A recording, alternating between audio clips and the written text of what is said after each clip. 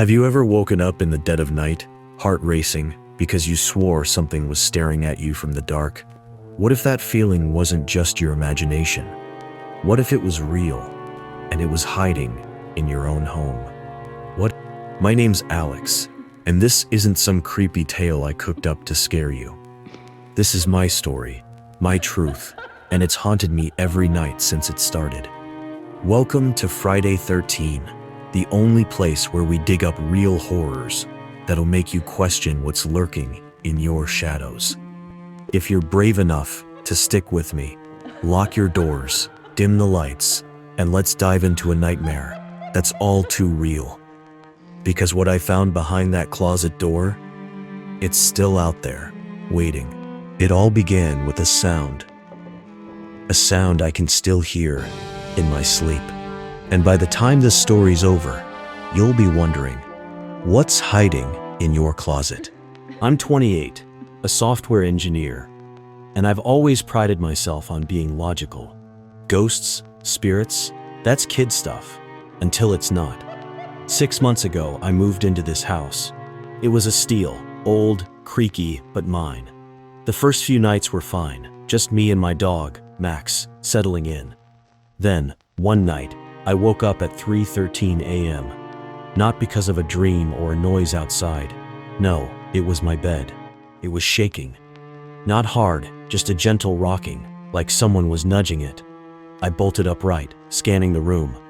Nothing. The street outside was silent, Max was snoring in the living room, and my phone showed no alerts. No earthquakes, no storms.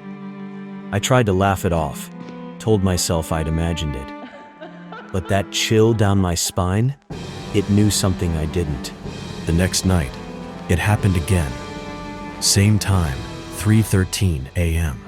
The shaking was stronger, like someone was pushing the frame with intent.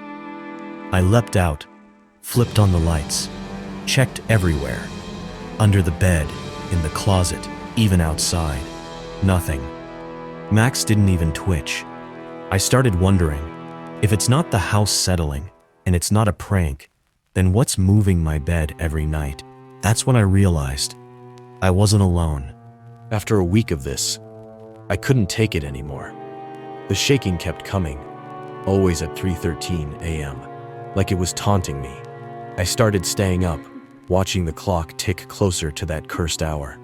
One night, I noticed something new. The closet door. It was open. Not wide, just an inch. But I know I'd closed it before bed. I got up, heart pounding, and pushed it shut. Click! Locked it tight. At 3:13 a.m., the bed shook again, harder than ever. And then I heard it. A creak. I turned, and there it was. The closet door, wide open, staring back at me like a black eye. How did it unlock itself? What was inside, waiting for me to look? I grabbed my flashlight and pointed it inside. Empty. Just clothes, boxes, dust. But the air, it was cold, heavy, like something had just slipped out. I slammed the door shut, wedged a chair under the handle, and tried to sleep. The next morning, the chair was across the room, and the door was ajar again. That's when I called my buddy Jake. "You're losing it, man," he said, laughing. So, it's an old house. Doors move. But I saw the doubt in his eyes when I showed him the chair. What kind of draft throws a chair 10 feet? Jake agreed to stay over, mostly to prove me wrong. I set up my phone to record, proof for him, or maybe for me, that I wasn't crazy. We waited. At 3:13 a.m., the bed shook, violently this time, like something was slamming it from below. Jake jolted upright, eyes wide. "What the hell was that?" he whispered. I didn't answer, just grabbed my phone and hit play. The footage showed the bed rocking, clear as day, but there was more. In the corner, near the closet, a shadow flickered. Tall, thin, not quite human. It was there for a split second, then gone. Jake went quiet. "That's not a trick of the light," he said. "Something's in here with us." But what was it? And why was it watching me? That video changed everything. Jake stopped joking. We started asking questions. Was it a ghost? A squatter? Something worse? I couldn't sleep anymore, not with that shadow burned into my mind. Every night, the closet door would creak open, wider each time, like it was inviting me in. And sometimes, I'd hear it. Whispers, soft and pleading. Help me.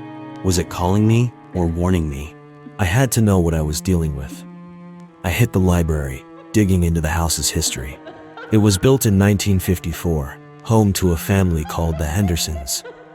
In 1975, their daughter, Emily Henderson, died. 17 years old, found in the bedroom. My bedroom. The papers called it an accident, but the details were thin. I tracked down a police report. Emily was found near the closet. No marks, no explanation, just dead.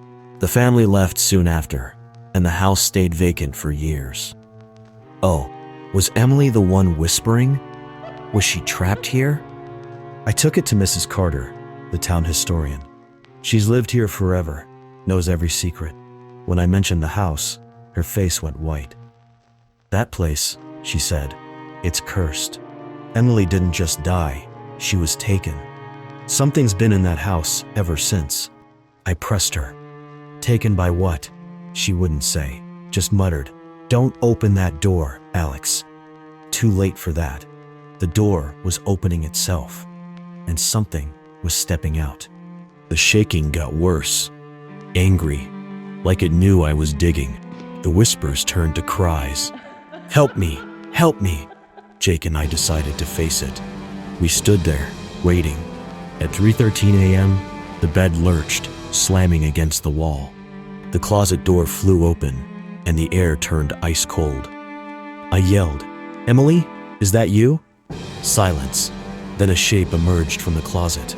It was tall, jagged, its edges shifting like smoke. Smaller shadows flickered around it, darting in and out. Jake dropped the flashlight. "That's not a girl," he choked. "That's something else." Was it using Emily or feeding on her? We ran, didn't stop till we hit the living room. The next day, I called a medium, Sarah. She walked in, took one look at the closet, and froze. "There's two presences here," she said. "Emily's spirit, she's trapped, crying for release. But the other? It's dark, ancient, and it's not leaving." My stomach dropped. "What does it want?" She stared at me. "You. It's been watching you, waiting for you to let it in." Sarah gave me a ritual to free Emily. Salt, candles, words to break Emily. Salt, candles, words to break the hold. I found Emily's journal in the attic that day, full of sketches of a shadow man she saw before she died. That night, I set it up. At 3:13 a.m., the bed lifted off the floor, the cries deafening. I lit the candles, poured the salt, and shouted the prayer. The room exploded, shadows swirling, the closet door banging open and shut. Then, stillness. A faint figure appeared. Emily, smiling weakly before fading. The bed crashed down, silent. Was she free? Had I beaten it? That was 2 months ago. The shaking's gone, the whispers too. But some nights, I feel it. Eyes on me, cold and patient. Maybe it's still here, biding its time. So, next time your closet creaks open in the dark, ask yourself, who or what is on the other side?